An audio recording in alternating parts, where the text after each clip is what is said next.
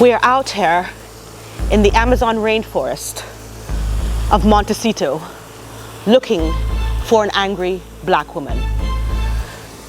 She is loud. She is terrifying. And Meghan Markle is trying to tell Harry all about her. For he has never met anything like her. His wife is neither black, nor is she terrifying, but she's definitely one hell of a woman. I think we've got one. I think we've got one. We've got one. Hello everybody and welcome back to my channel, Leilani of Barbados. I have just listened to the last podcast from Meghan Markle, The Angry Black Woman. And she has two guests on here, Zewe and Issa Rae. But just bear with me for a moment. We are going to listen to a little bit of the podcast. I know that is triggering for some of us, but we're here together in a safe place and everything's going to be fine. Just let's listen to this because this is very, very important. 2 years ago, my husband and I went to have a socially distanced dinner with another couple. Actually, it was just drinks because this... Why can't she get any of her stories straight? First of all, it was dinner, but then it's just drinks. She's just a liar. So much uncertainty with COVID. We followed all the rules. An even greater moment happened as we were leaving. The wife handed me a book that she said she thought I might find interesting.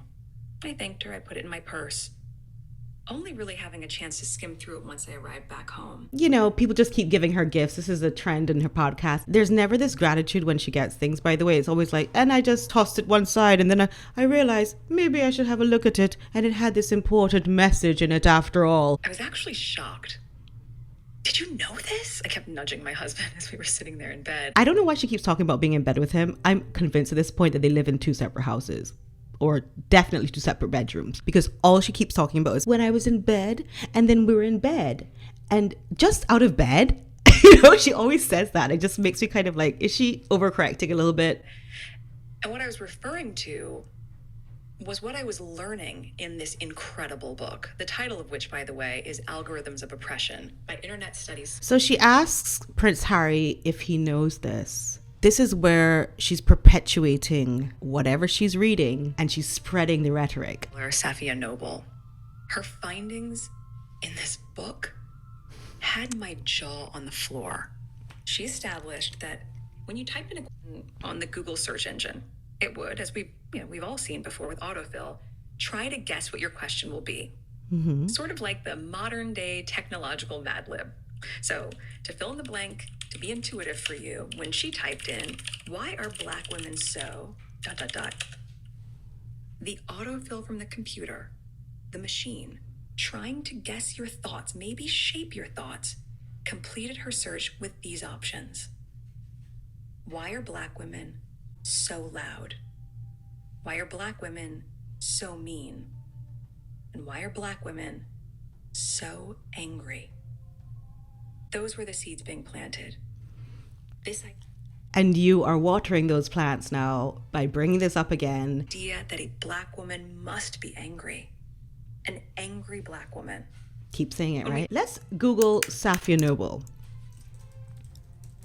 The first thing that comes up for me is Safia Negard, who I actually recognize. She's a YouTuber who has 9-point-something million followers, and she does unboxings and general market research. So she's coming up my Google search before Safia Noble. This D-list clique of people is so pathetic to me. This woman wrote an entire book on what she Googled. She wrote a whole book on Googling stuff. And on that last point, I knew just who I wanted to talk to.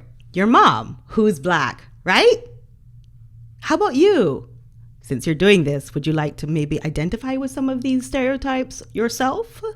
Or you're just going to grill people and make them appear even more like the stereotype than they ever did? Which one is it? Well, here we are. Hello. Hello and hello. Well, first, do you want to start by introducing yourself? Yes, hello. My name is Zewe. Oh. Of Showtime's Zewe. And okay, it's not her mom. To be here today. I could actually stop the video right here and just say, Meghan Markle's racist. I was saying fetish before, I was saying obsessive before with different things, but now I can just say she's just racist because she keeps portraying these women in the stereotypes, in the racial stereotypes that everyone is trying to mend at this point. Why isn't she being cancelled? In fact, I saw some article about it's the best Spotify, what is it? It's nominated for the best pop podcast on Spotify. Who is doing these ratings? Who's voting on these things? This guest, Ziwe, who she is about to interview, was my least favorite of the two, if you will. Let's see why. I just had my genealogy done a couple years ago. What? What are you? 43% Nigerian. No way! No, wow, Jacqueline. Oh my gosh, are you really serious? Yeah. No, she's not. This is huge. Igbo, Yoruba, do we know? So I mean, I'm going to start to dig deeper into all of this because anyone that I've told, especially Nigerian women, are just like, What? This is huge. That's a lie.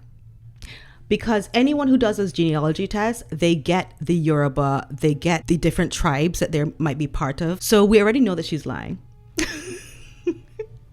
I don't know why she's doing this. It's just so fraudulent. Let's run that back. Oh my gosh, are you really serious? Yeah. This is huge. Igbo, Yoruba, do we know? So I mean, I'm going to start to dig deeper into all of this because anyone that I've told, especially Nigerian women, are just like, What? This is huge for our community. No, honestly, you do look like a Nigerian. You look like my Aunt Uzo. So this is great. oh my goodness, Uzo. Shout out. Here's the thing about Ziwe.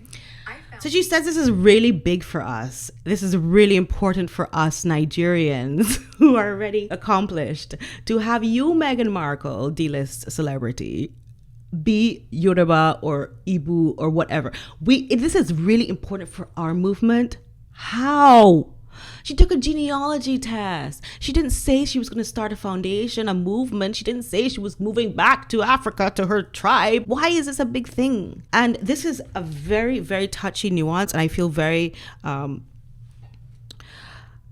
in a position that I have to explain it. Black women in America like nothing more than a white looking woman to champion them.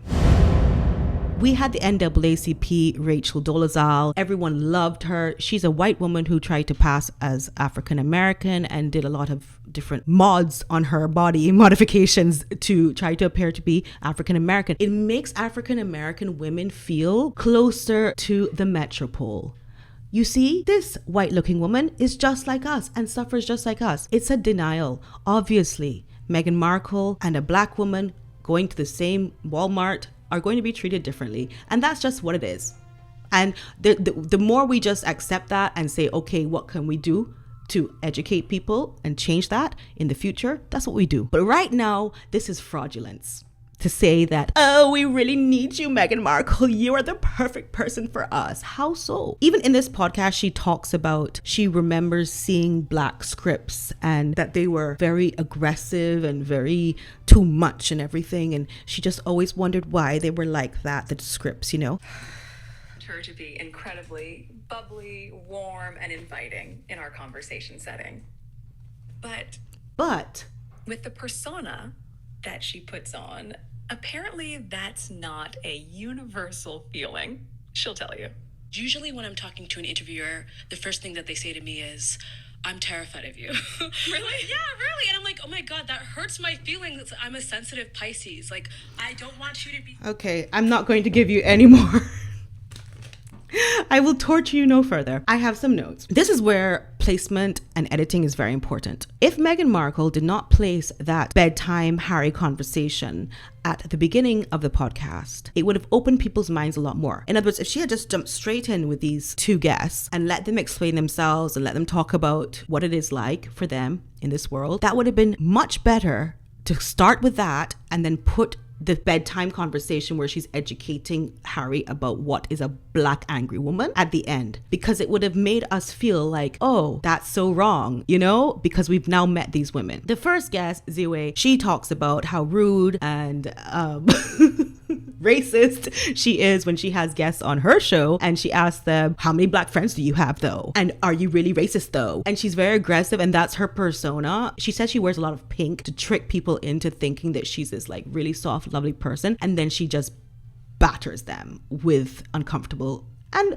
really, all this racism talk is quite unmannerly, especially in the UK. That's just where I'm coming from. I'm telling you, it's very unmannerly. And so that's what she does to her guests. Anyway, we move on to Issa Rae, who I really liked. My spirit took her in a way that it did not take Ziwe. She was so laid back. She was so confident. I got the feeling from her that she was just there chilling until she has more important things to do later. That's how she spoke. It's almost like Meghan was shopping her for ideas and for what makes her such a brilliant creator. And she did a show that got taken up by HBO, which was a web series that got taken up by HBO about insecure black girl that she created. She is a Stanford graduate and her father is a pediatrician, and she comes from a very educated family, albeit from Watts, which Meghan then relates to like, oh, but like that's where my mom lives now, and that she has family from that side of town. And she does say that side of town like it's the other side of the tracks. Like that's how she sounds, Meghan. Meghan goes on an HBO show. You got an HBO show like it's a big deal. And what I liked about Issa is that she was sort of like, well, yeah, that happened. Because I think in these nowadays times, creators don't really want to be taken on by big corporations. It makes their job a lot harder as a creative. And you could kind of feel that energy from Issa, where she's like, you know, it is what it is. Meghan is so out of touch. That is so passé to want to have a TV series or be on television. Like it really, really is. We all want autonomy over our creativity. Just know that you're a human and you are representing yourself. Yourself. Not your skin, not your country, not your language, just you. That's the opposite of what this podcast did. I'm sorry, I've gone off track, but there's not much more to say about it for that, really and truly. Oh, some expert comes on there because, you know, she always has to have an expert in our professional podcast, right? So she has this expert, Dr. Emily Barnard, who comes on there and discusses Judge Jackson's hearings, and everybody gets all emotional and they're like, oh my God, I couldn't take it because I knew they were going to run her through the ringer. And then Meghan Markle, like, again, overemphasizes that Judge Jackson was so composed, but nobody expected that to happen. Everyone thought she was going to freak out and become an angry black woman. A judge.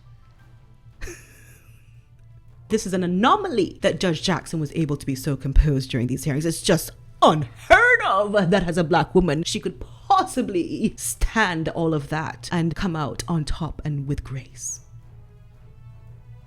It's a norm for her profession. Judges are stoic. And why are we looking at the color of her skin instead of that's what she's trained to do? And she said as much during her hearings. Let's move on. Meghan Markle ends with saying, I just don't know what words to use about this whole thing. Like, I just don't even know how to express myself. Yeah, because you're a copycat. You plagiarize. So, of course, she comes up with Maya Angelou, which they do say at the end that she was given permission to use this Maya Angelou poem, which I don't think they should have given her permission to use, you know what I mean? I think they should have probably listened to the podcast before they did that. And obviously they did not, because they wouldn't have given her permission to use Maya Angelou's poem if they had listened to the trash that was this podcast. And so that's how she ends it. And I'm going to end it here too, because enough is enough at this point. Please don't forget to subscribe, press the bell notifications, and please leave in the comments how you feel, because this is an open platform and you can say whatever you want in the comments, because it's me talking today. Okay? Thank you very much. Love you.